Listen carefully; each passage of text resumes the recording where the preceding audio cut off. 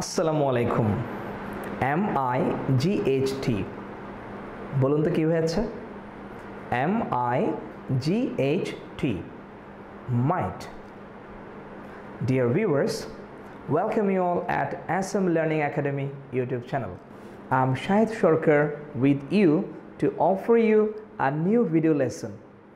আজকের ভিডিও ক্লাসে আমরা মাইটের ব্যবহার শিখব। MIGHT, might. আপনারা জানেন মাইট একটি গুরুত্বপূর্ণ মডেল অক্সিলারি ভার্ব। মাত্র একটি ব্যবহারের মাধ্যমে বিভিন্ন সিচুয়েশনে আমরা মাইট শব্দটিকে ব্যবহার করতে পারি। MIGHT, মাইট এর সাধারণ অর্থ হচ্ছে হতে পারত অথবা সম্ভাবনা ছিল। আমি আবারও বলছি, মাইট মডেল অক্সিলারিটির সাধারণ অর্থ হচ্ছে হতে পারত অথবা সম্ভাবনা ছিল। তো আমরা বিভিন্ন ধরনের বাক্য বানাবো মাত্র একটি স্ট্রাকচারের মাধ্যমে। আমার এক্সাম্পল শুরু করার আগে আমি স্ট্রাকচারটি বলে দিচ্ছি। আপনারা স্ক্রিনে দেখতে পাচ্ছেন, শুরুতে সাবজেক্ট, তারপর মাইট এবং এরপর মেইন ভার্বের বেস ফর্ম এবং এরপর অবজেক্ট বা এক্সটেনশন ব্যবহার করে আপনি ডিফারেন্ট সিচুয়েশনে মাইট মডেল অক্সিলারিটিকে ব্যবহার করতে পারবেন। প্রথম বাক্যটি হচ্ছে, সে হয়তো গতকাল আসতে পারত। সে হয়তো গতকাল আসতে পারত। ইংলিশটি হবে he mite come yesterday. He mite come yesterday. আমার শিক্ষক হয়তো আমাকে পরামর্শ দিত। ইংলিশটি হবে my teacher might suggest me. My teacher might suggest me. পরের বাক্যটি হচ্ছে, তারা হয়তো তোমাকে সাহায্য করত।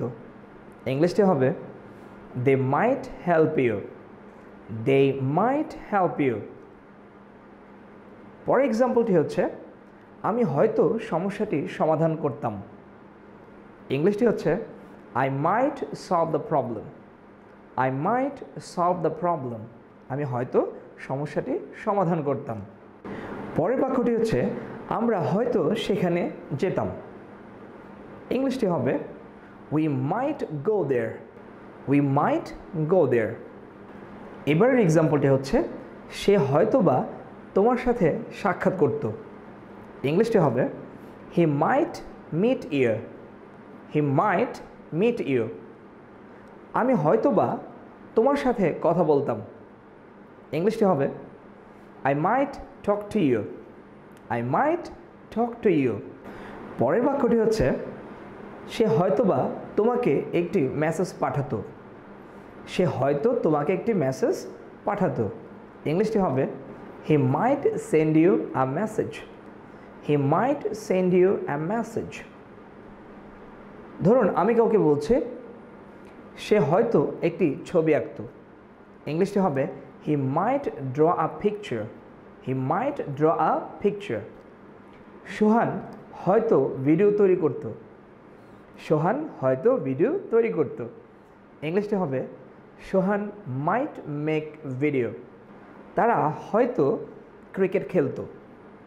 ইংলিশটি হবে they mite play cricket. They mite play cricket. ধরুন একটি বাক্য বলা হচ্ছে এরকম, তারা হয়তো ক্লাসে উপস্থিত থাকতো। তারা হয়তো ক্লাসে উপস্থিত থাকতো। ইংলিশটি হবে they might attend the class. They might attend the class. পরের বাক্যটি হচ্ছে, তারা হয়তো স্পোকেন ইংলিশ শিখত। তারা হয়তো স্পোকেন ইংলিশ শিখত। ইংলিশটি হবে they mite learn spoken English. They mite learn spoken English. এবারের এক্সাম্পলটি হচ্ছে, আমার বন্ধু হয়তো তার দুপুরের খাবার খেত। বা আমার বন্ধু হয়তো তার দুপুরের খাবার খেতে পারত। ইংলিশটি হবে my friend might take his lunch. My friend might take his lunch. পরের বাক্যটি হচ্ছে, সে হয়তো সুন্দর প্রেজেন্টেশন দিত। সে হয়তো সুন্দর প্রেজেন্টেশন বা উপস্থাপনা করত। ইংলিশটি হবে he might make a good presentation. He might make a good presentation. পরের এক্সাম্পলটি হচ্ছে, সে হয়তো একটি ল্যাপটপ কিনত। ইংলিশটি হবে he might buy a laptop. He might buy a laptop.